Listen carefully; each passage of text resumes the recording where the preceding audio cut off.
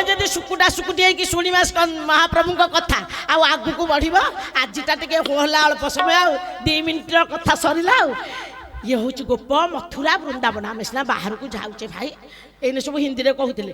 ମୋର ଟିକେ ହିନ୍ଦୀ କହିବା ଦୁର୍ବଳ ମହାରାଜ, ଏମିତି ଟିକେ ଟିକେ ମିଶେଇ ମୁଁ କହିଲି ନାଇଁ ନାଇଁ ଆମେ ମୁଁ ତ କହିପାରିବିନି, ତଥାପି ବାହାରକୁ ଗଲେ ତ ହିନ୍ଦୀର ଆବଶ୍ୟକତା ଅଛି ନା। ଯେମିତି ସେମାନେ ଓଡ଼ିଆ କହିପାରୁଛନ୍ତି ଆସିକି, ଆମେ ଟିକେ ଚେଷ୍ଟା କଲେ ସେମିତି କହିଦିଅନ୍ତୁ, ଆମର ଅଭ୍ୟାସ ନାହିଁ।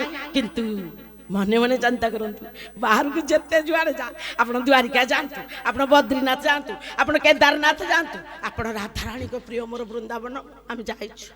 କିନ୍ତୁ ଜଗା ଭଳିଆ ଜାଗା କୋଉଠି ନାହିଁ। ଏମିତି କୋଉଠି ଖାଇବା ନାହିଁ, ଏମିତି ଆନନ୍ଦ କୋଉଠି ନାହିଁ। ଇଏ ଖଣ୍ଡନ ସର୍ବ ଦୁଃଖ ନାମ, ସମସ୍ତଙ୍କ ଦୁଃଖକୁ ଖଣ୍ଡନ କରିବା ପାଇଁ ବାହୁ ମେଲେଇକି ବସିଛନ୍ତି ମୋ ଜଗନ୍ନାଥ। ଆମେ 12 ଦ୍ୱାର ଶୁଣ୍ଢି ପିଣ୍ଡା ହଉଛି, ଏଠିକି ପଳଉଛେ ସେଠିକି ପଳଉଛେ। କୃପା ବାରିଧି, ଦୟା ସାଗର, କରୁଣା ବାରିଧି, ଯିଏ ଏମିତି ଦିଅ ବସିଛନ୍ତି। ଆପଣ ଦୁର୍ବଳ ଦରିଦ୍ର ହେଇକି ଏଣେ ତେଣେ ହାତ ମାଗି ପତେଇବାର କାରଣ କ'ଣ? ଜଗା ଖାଲି ଅନେଇକି ବସିଛି, ମତେ ଡାକୁଛି କିଏ? କେତେବେଳେ କେତେ ବ୍ୟାକୁଳ ହେଇକି ଡାକୁଛି। କାଞ୍ଚି ଅଭିଯାନ କ'ଣ କାହାଣୀ? ବଳରାମ ଦାସ ସାଥିରେ ଯାଇ କ'ଣ ପଣସ ଚୋରି କରିବା କାହାଣୀ? ମାଣିକ ଗୌଡୁଣୀଠୁ ଦହି ଗାଳିବା କାହାଣୀ? କିଛି କାହାଣୀ ନାହିଁ। ସିଏ ଶୂନ୍ୟ, ସିଏ ପୂର୍ଣ୍ଣ, ସିଏ ବ୍ୟକ୍ତ, ସିଏ ଅବ୍ୟକ୍ତ, ସିଏ ସାକାର, ସିଏ ନିରାକାର। ସିଏ କଥାରେ ଯେତିକି, ସିଏ କାହାଣୀରେ ସେତିକି। ନା ତାଙ୍କ କଥାର ଅଛି ଅନ୍ତ, ନା ତାଙ୍କ କାହାଣୀର ଅଛି ଶେଷ। ଆମ ଛୋଟ ମୁହଁରେ ବଡ଼ କଥା କହିବାର ସୌଭାଗ୍ୟ ଟିକେ ଦେଇଛନ୍ତି, ସେଇଟା ହେଉଛି ବଡ଼ କଥା। ତେଣୁ ସଜନ ବୃନ୍ଦେ ଆସନ୍ତୁ, ସେଇ ମହାପ୍ରଭୁଙ୍କ ପାଖରେ ଶରଣ ପଶିଯିବା। ଯେମିତି କହିଦେଲେ ଲକ୍ଷ୍ମୀ ଯମ ତମର ଏ ଜାଗାରେ ବି ଅଧିକାର ନାହିଁ, ତାହେଲେ ଆମେ କ'ଣ ସମସ୍ତେ ଅମୃତ ପାଇବା? ମନେ ରଖନ୍ତୁ, ଆମେ ଅମୃତ ସାଗରର ବିନ୍ଦୁ, ଆମେ ଅମୃତ ସାଗରରେ ଭାସୁଛେ। ମୁଁ କିଏ? ଆତ୍ମଜ୍ଞାନ। ଭଗବାନ କିଏ? ବ୍ରହ୍ମ ଜ୍ଞାନ। ଜଗତ କ'ଣ? ଜଗତ ଜ୍ଞାନ। ମୋ ପୁଅ ତ ଯାଉଥିଲା ଆକ୍ସିଡେଣ୍ଟରେ, ଗଲା କାହିଁକି? କାଳ ଜ୍ଞାନ। ତାହେଲେ ମୁଁ ଏତେ ଦୁଃଖ ଭୋଗୁଛି କାହିଁକି? କର୍ମ ଜ୍ଞାନ। ତେଣୁ ଏ କର୍ମ ଜ୍ଞାନ, ଜଗତ ଜ୍ଞାନ, କାଳ ଜ୍ଞାନ, ବ୍ରହ୍ମ ଜ୍ଞାନ, ଆତ୍ମ ଜ୍ଞାନ, ଜୀବ ତତ୍ଵ, ବ୍ରହ୍ମ ତତ୍ଵ, କାଳ ତତ୍ଵ, ଆଉ କି ତତ୍ଵ? ଜଗତ ତତ୍ଵ। ଭାଇ ବୁଝିବା କେମିତି? ତୋର ନହିଲେ କରୁଣା, ବ୍ରହ୍ମା ଶିବ ଯେ ହନ୍ତି ବଣା।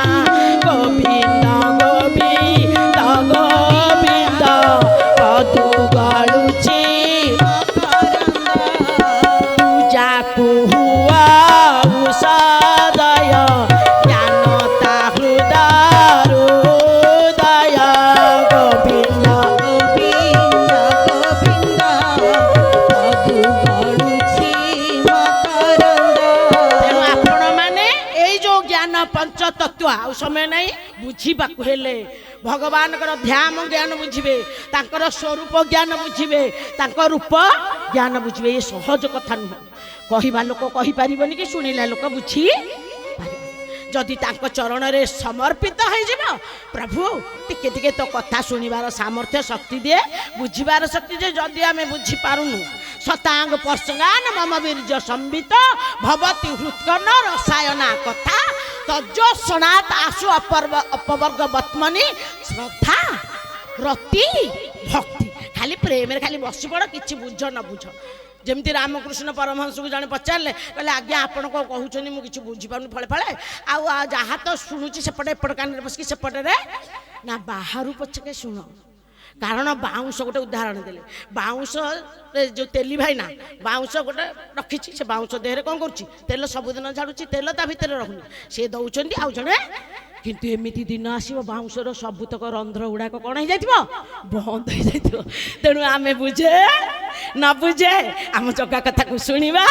କାହୁଁ ବି ଆଇଲୁ କ୍ଷେତ୍ର ତୋହର, ସକଳ ତୀର୍ଥଙ୍କ ମଧ୍ୟୁ ବାହାର। ନାଥ ତୋ କ୍ଷେତ୍ରେ ସାନ ବଡ଼ ନାହିଁ, ବ୍ରାହ୍ମଣ ଚଣ୍ଡାଳ ଯେ ଖୁଆ ଖୁଇ। ଶ୍ରୀରାମ ଜୟ ରାମ ଜୟ ଜୟ ରାମ, ଶ୍ରୀରାମ ଜୟ ଜୟ ରାମ। ଆମେ କେବଳ ଏଡ଼େ ବଡ଼ କ୍ଷେତ୍ର, ଆଉ ଶେଷ ହେଲା ଭଉଣୀ ଏଡ଼େ ବଡ଼ ଦିଅ, ଆଉ ଏଡ଼େ ବଡ଼ ଯଜ୍ଞ, ଆଉ ଏଡ଼େ ବଡ଼ ମହାପ୍ରଭୁଙ୍କର ପିଣ୍ଡି, ଆଉ ଏଠି ବସି ଖାଲି ଖାଇ ପିଇକି ପଳେଇବାନି। ଯେମିତି ପେଟର ଖାଦ୍ୟ महाप्रसाद को खाद्य बनवेनि अल्प बहुते न कहब प्रसाद बांटी न खाइब सबु ज्ञान अच्छे 5 दिन रे महाप्रसाद को केबे हेले भात कहबेनि महाप्रसाद को महाप्रसाद ज्ञान रे ग्रहण करिवे आसंतु देहर खाद्य महाप्रसाद सबुदिन रहिले आत्मार खाद्य हरि खता रहिले आमर भात महाप्रसाद को भूल कहीदेली सी तो आत्मार खाद्य देहर भी खाद्य आमर जो घर खाद्य भात डाली तरकारी रुटी फलमूल ये सब देहर खाद्य देह को सुस्थ रखिब देह सुस्थ न रही हरि भजन केमती करवा मो पिठे जदि गोटे पीड़ा होता मुझे बस कथा दीपद कही पारि कंठर पीड़ा अच्छी बोली अल्प बेल अल्प अल्प पीड़ा अच्छी बोली कहली जब पूरा पीड़ा हेनी कहबानी तेणु देह को सुस्थ रखा आत्मा को सुस्थ रखा